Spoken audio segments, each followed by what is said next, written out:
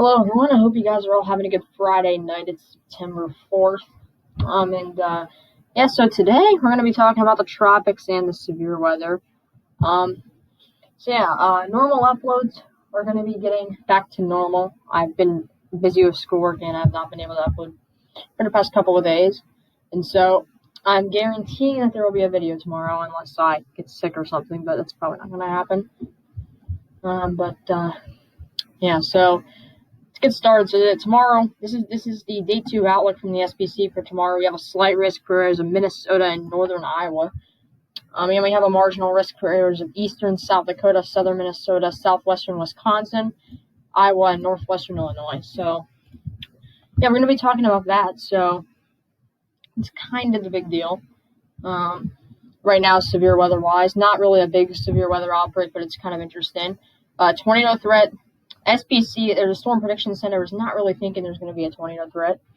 15% wind and 15% hail. So we have a slight risk for wind and hail, which is why we have the slight out. And then on day 3, we're not going to be talking about this a lot, but we do have a marginal risk in areas of Wisconsin, Minnesota, Iowa, Illinois, Indiana, a little bit of northwestern Ohio, and central and southern Michigan. So we're going to be talking about that also. And at the end of the video, we're going to have a little tropic update, or update on the tropics. We're going to be looking, first of all, we're going to be looking at the NamNest forecasted reflectivity.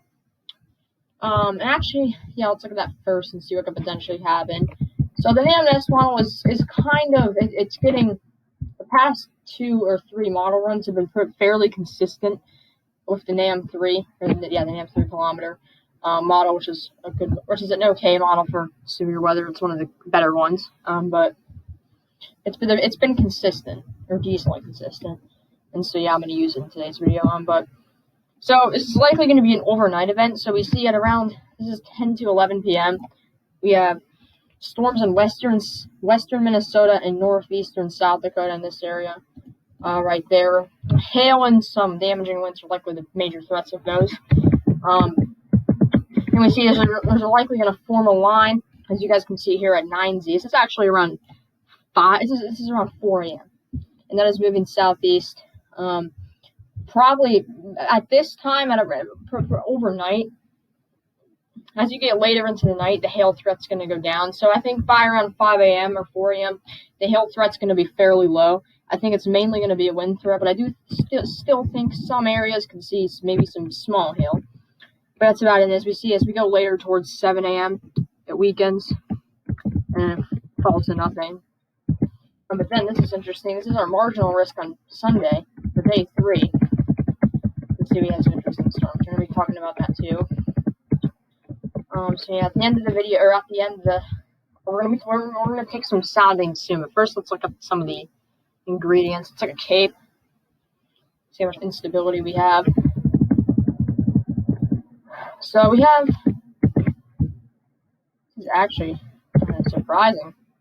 I wasn't expecting to see this, but in our area for severe weather, we do not have a whole lot of instability.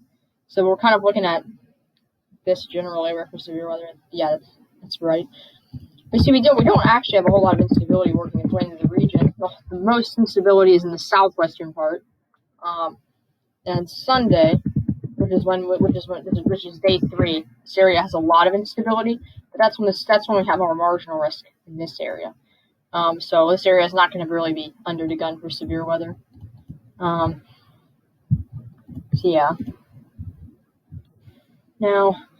Cape is fairly low on day 2, where we have our slight risk. So if we don't have enough Cape, we might have a little bit of instability that could work its way in front of it, but I think instability might be an issue. Now let's take a look at some more upper level winds. Let's take a look at the 500 millibar winds. See what we have going on. So the 500 millibar winds. All right, so this is not going to be a severe weather outbreak. It's just going to be an organized wind event with probably some hail. Let's look at the tornado risk, actually. Let's try to talk about that a little bit. Let's look at the bulk shear, see what that's at, and then let's take some soundings to see why the tornado risk by the Storm Prediction Center is low. Or there is none. So bulk shear tomorrow. It's not bad though. We have a lot of bulk shear in this area. So yeah, look at that. We have like anywhere between 80 knots to 50 to 80 knots. That's pretty significant. And then on day 3, look at this. We have widespread 60 to 70. So yeah, on Sunday night, and then Saturday night into early Sunday morning is where we have our slight risk.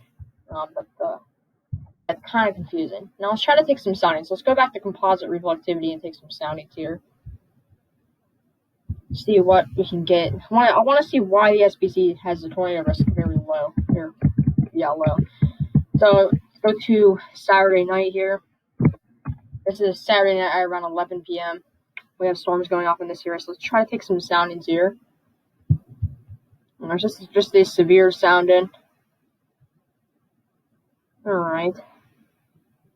Looks weird. Shear, though. Sure, shear is pretty interesting. And look at that Hodo. The Hodo graph is, yeah, has a weird shape to it, though. That's definitely a weird-looking sounding. Supercell composite is 39. Dew points are only in the 50s if that's sounding, though. That could be something to watch. And what are lapse rates doing? 8.9. That's pretty good. That's a weird looking sounding, though. Let's take one further to the south. Alright, not contaminated.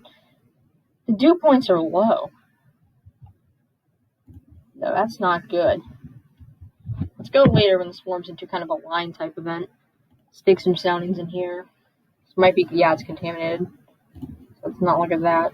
Let's take one down here. Here we go. So, dew point 50 and temperature 69 or 67. Sorry. You see, the shear is good. The shear is there. So, yeah, the shear is definitely there. But the dew points seem fairly low. Dews 55. 50 to 55 is what these dews are at. Let's actually look at. Alright, yeah, let's actually look at like a map here and see what the dews are looking like tomorrow night. Alright, so we have some dews maybe trying to get up to around 60, but when the storms are moving through that area, the dews when the storms are going to be going through, are only in the 50s to maybe scraping around 60. So moisture is, it's not good. If you can have dews around 60, that's good enough. 55 is good enough. So yeah, the dews aren't terrible, but we can see we do have some dews under 55. We have some dews in the 50s, in the lower 50s, so that could be an issue. So yeah, now let's look at a different model here. Let's look at the AHRR model. This is another good model for severe weather I like to look at. So this is the latest run. We go all the way out. Or is this not the latest run, actually? This is. I don't know why that. Look at that. Alright. So if we go all the way out with this run, you can see Sunday, this is Saturday night here. It looks like it has some showers and stuff going along the front in this area. But nothing serious. So let's go back to the. Yeah, let's look at the 18Z and see where it has storms initiated. So 36 hours out, it has storms initiating in kind of the same area. I think, yeah, it looks like it has them maybe a slight bit further east.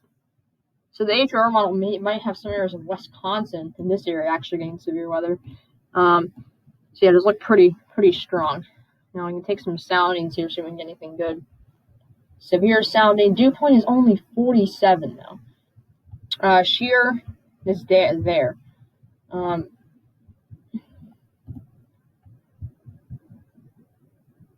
Dew point 44. So these are not good dews at all. So that probably is helping. That's a dew point of 58 right there with decent shear. So, I mean, I do think a 2% risk could potentially be good there, because there is a lot of shear, and maybe some areas could have okay dew points. So a 2% could be needed. It's going to be a very small 2% though. It's not going to be big. So yeah, this is definitely one of the most interesting severe weather events we've had in a while. Now let's talk about the tropics a little. So we have Omar, 35-mile-per-hour tropical depression now. Not really doing much, but we do have 3 disturbances. This one's still in Africa. It's forecasted to come off of Africa, and within the next 5 days, it has a 60% chance of forming. Now, this one right here is the one that's kind of the biggest deal. It's the red one in there, right there. Has an 80% chance in the next 5 days of forming. That's the big deal. And then we have one to the south, which has a 30% chance. So yeah, we have 4 systems four forecasting systems in the Atlantic right now. Pacific, we just have a disturbance of a 60% chance of forming in the next 5 days and a 60% chance of forming in the next 2 days. So 48 hours. That's interesting. Definitely. Now let's look at the GFS model. We're not going to be looking at potential landfalls or anything. We're just going to be looking at what 2 models has these storms doing. So you can see right now, the GFS model has all these storms hanging out in this area, all the disturbances. Now the GFS model has a few of them forming. What seems to happen is they're going to go up, wrap around the high pressure system. Yes, we can see the strongest one is right there at 980 millibars. And by the end of the model run, that just hangs around in the Atlantic, as you can see. We have a few other ones that might sort of be tropical storms, but the GFS model doesn't really have them forming too well. But keep in mind, that could change, though. Now, the CMC model, and this is the Canadian model. Go back to now. This is now. We have our first system. We have one in Africa and one right there. Let's see what those do. The one that does the most is actually our middle system that has an 80% chance of forming. The Canadian model has that being sucked up into a frontal boundary. And then the one that's on Africa right now is this one. And that's the Canadian model has that one being decently strong. And so the model uncertainty is very high at this point.